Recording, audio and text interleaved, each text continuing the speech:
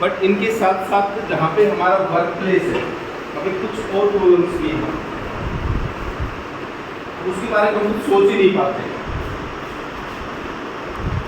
और हम ऐसा सोचते हैं कि हम क्या करें, जिससे भी आप पूछेंगे 4 बात निकल के आए।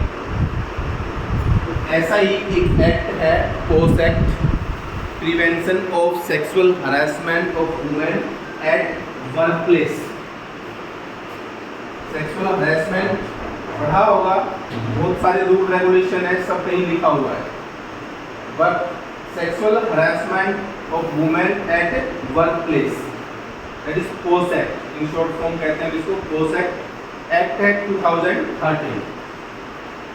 ये जो एक्ट है, कोई भी एक्ट बनता है, कैसे बनता है इसके डिटेल में हम बहुत ज़्यादा नहीं जाएंगे, बट जब भी कोई एक्ट बनता है उसकी सबसे पहले ज़रूर महसूस होती है, हमें आसपास समाज में लगने लग जाता है कि ऐसा होना चाहिए, ये रूल ऐसा होना चाहिए, होता नहीं है वो, लेकिन धीरे धीरे कॉन्फ्लिक्ट इकट्ठा हो जाते हैं और वो धीरे धीरे वो रूल बनकर, गाइडलाइन बनकर एक्ट बन जाता है।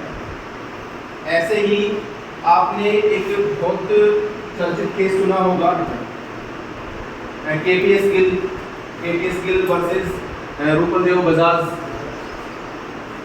दोनों ही सीनियर ऑफिसर थे। केपीएस गिल एक आईपीएस थे और रूपदेव बजाज फर्स्ट आईएएस थी। बहुत अपने टाइम के तेज तर्रार आईएएस और आईपीएस थे दोनों। तो उन्होंने बहुत अच्छे काम किए थे। केपीएस जो गिल है उन्होंने पंजाब में बहुत अच्छे काम किए थे। आतंकवाद के लिए उन्होंने बहुत चैलेंज फेस किए, उन्होंने बहुत चीज फेस की, बहुत अच्छे काम किए।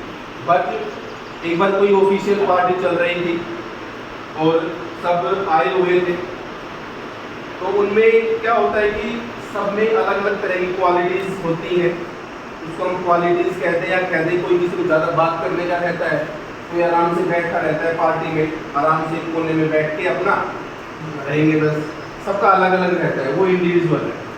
तो इंडिविजुअल तब तक है तब तक हम अपने तक सीमित हैं।